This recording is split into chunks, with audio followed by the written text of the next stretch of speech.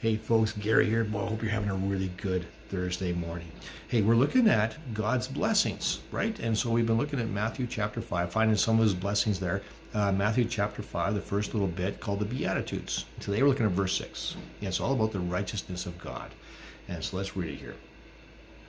Blessed are those who hunger and thirst for righteousness, for they shall be satisfied. So blessed are those who desire righteousness more than they desire food or desire drink. So who would that be? Well, it'd be all the people that Jesus is talking to on this hillside, right? They all want right standing with God. They want their relationship with God to be right.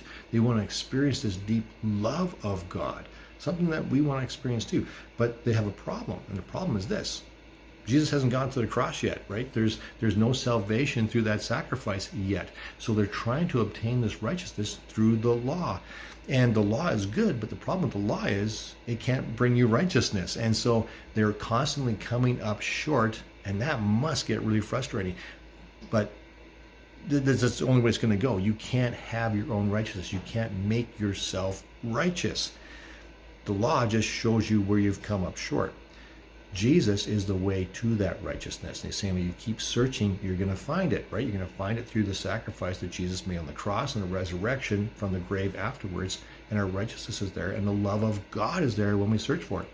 But you got to search for it, and that's the thing. And so Matthew 5, verse 6, if we read it in the contemporary English version, it says this. God blesses those people who want to obey him more than to eat or drink. They'll be given what they want. Eating and drinking, that's a primal urge inside of us. You have to eat, you have to drink. If you don't, your body will just simply stop. And so we're constantly looking for food, right?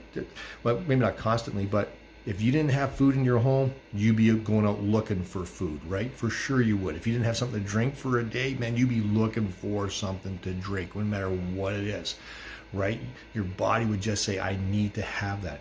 Well, it's about us saying as well, I need to have this righteousness in Christ. I need to have this relationship with him.